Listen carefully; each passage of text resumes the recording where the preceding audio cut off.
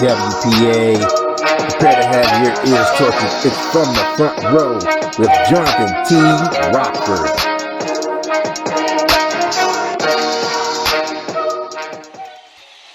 No, look, it's not that simple.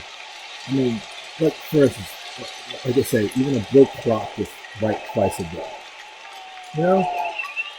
Or, you know, if there were no bad pork chops, you wouldn't have any hot dogs. What do you mean, what does that mean? Self-explanatory, my guy. I mean, come on. What do you mean? Makes perfect sense. What's up, folks? It's me, Johnathan T. Rokford, here with another edition of From the Front Row. And, folks, we've decided that we're not going to cover game changer action as much on the show. We'll still keep posting it on the site, and, you know, from time to time, if something significant happens, we'll talk about it. But you already know. Now, our game changer champion during the time is Sean Puff right now. He ended the week. So we'll just talk about that, if anything.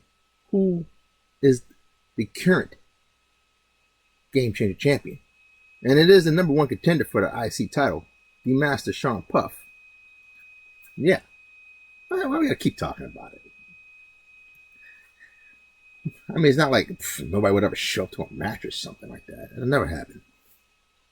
Now, we do start off with Money first and James Altraz in a match between two heavyweights, as Money took it to James Altraz and defeated him. Which is, hey, Money's up in that, getting up there in them rankings. Every win is important, you know, no matter where you're at. Now, our second match featured HKO Jason Shepard taking on Big Mel, Mr. First time ever Grand Slam champion. Mr. I can do this in my sleep. And he almost, like it was a sleeper, as he defeated HKO to move himself up in the rankings. Newcomer Hardcore Revolver Joey Revolver. That's a long name to say. Hardcore Revolver Joey Revolver. What would be a softcore one? A Nerf gun? Okay. I guess that makes sense. Took on Wolf Knight and defeated him. And this guy's been kind of picking up some steam. You know, if he keeps it up, who knows? You see title shots in this future. Now, and another match featuring a heavyweight in itself. Fat Thomas took on Captain Mexico and hit him with the Eclipse and sent it to the hospital just to get checked out. I don't think he really was all that injured. But he picked up the win, which is very significant for him to keep up the momentum considering what he has coming up. One half of the tag team champ South Bronx Savage took on the Idol Steve Sampson while his partner sat on commentary and cheered him on. And South Bronx Savage was able to defeat the Idol Steve Sampson. Yeah. It's one of those things, yeah. Now, Jayla Masters took on Bobby Blaze. Where's Melvin? Sleep? Okay. And they battled, folks, to a time limit draw. Yeah, that neither one could get the upper hand. But hey, it's not a loss. But they didn't win either, so Melvin will still have a problem with that. Now, our next match was Jermaine Walker featuring Martel. I think at some aspect of his mind, Jermaine Walker is just really scared to lose to Martel. He's got to be. He said he will never, ever lose to somebody like Martel. And he held his word because he defeated Martel. Yeah. Well, I mean, Martel's beaten the Darkstalker a few times. They've gone back and forth. Never defeated Johnny Rocco in a sanctioned match. Unsanctioned once. And instantly regretted it. Now, in a match that was made to gain control of the trios titles, Johnny Rocco and the Messiah, 2/3 of the current trios champs, took on their partner, the Beast. and the Master Sean Puff. Now, match got a little confusing and out of control when the Master Sean Puff went around and tried to start a fight with Johnny Rocco, who obliged him as they fought around the ring, allowing the Beast time to hit the Messiah with a spear and pin him. So now the Beast has control of who his partners will be whenever the trios titles get defended. Yeah, that's a crazy one. Those titles are just useless at this point. And the number one contender match for the triple threat title, it was the Pinnacle of Humanity, Adrian Christopher, taking on the Darkstalker and the Super Champion King.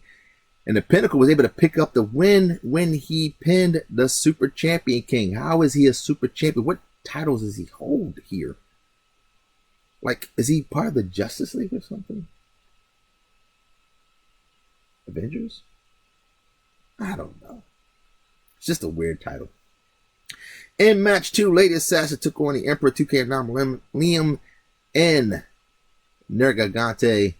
And Nergigante was able to pin Lady Assassin to move on to the title match. That should be a good match. And the number one contender match for the tag team titles, it was Killer Goons, Money MF, and Mike in the Brass Hole taking on the Orders, First Lady Alexa Leslie and Mac Blakely. And the Order was able to pick up the win when Mac Blakely pinned the Brass Hole. Yeah, I don't know. Killer Goons just haven't been the same for a while. I don't even know. Did he even really call himself really a faction anymore? Is there really any factions? They just only like really one. Our next number one contender match was determined the challenger for the television title, and it was Cloudy Diggs taking on Red Death. And Red Death showed why he has a championship pedigree as he defeated Cloudy Diggs to move on to the television title match. And in a rare occurrence that has actually been happening a lot lately, the asshole Booker made a number one contender match for the United States title. And he placed the Blueprint Jackson Aries versus the Badass Eddie Vendetti against each other. And once again, the Blueprint was not locked in, as the Badass Eddie Vendetti picked up the win, defeating them. In our triple threat championship match, Katz and Corey took on Casper 2779 and Brian Lieber. He also picked up the win, defeating him in his first defense, as he pinned Casper 2779. At this point, he has had like, well, at least 20,000 disappointments in his life. I could be guessing. And our television championship, the Red Hot Lycan Umbers took on Kwani Fist, the man nobody wants to be pinned by, and picked up the win, defending his title again. Man, that guy, he is hot. He ain't never going to lose.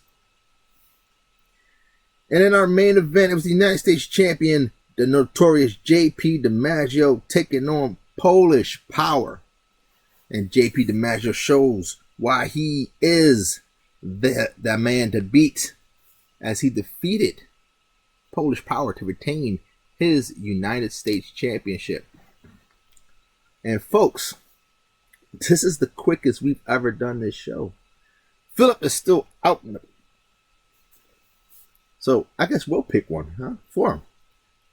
Hey, hardcore rocker, Joey Revolver. He's the pick of the week. Well, probably should write that down. Yeah. Well, I don't know. Philip said he'll be back soon, but he never said what soon was. It's like saying noon. You know? Like, what do you really mean when you say be there at noon? What? No, that makes perfect sense. Well, Flip, then I don't know what school you went to.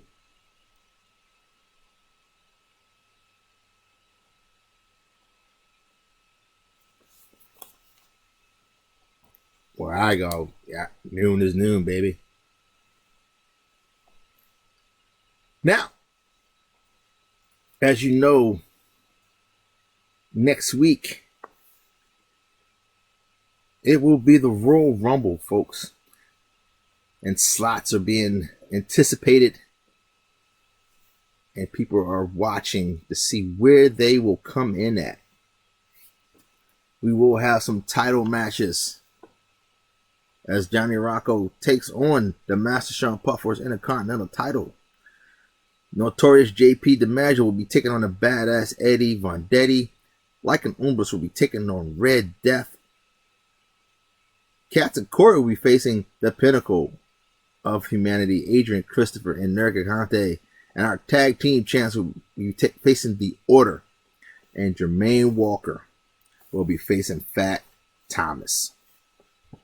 It's anybody's game, folks. Who knows what could happen? We could have a lot of new champions. What? Yeah. Ain't no way in the world Jermaine Walker's losing to Fat Thomas. He can handle that. Until next time, folks, remember, hug your loved ones. Pick up the phone and call that friend that might need to hear your voice. And don't drink and drive. I'm Johnathan T. Rokford, folks.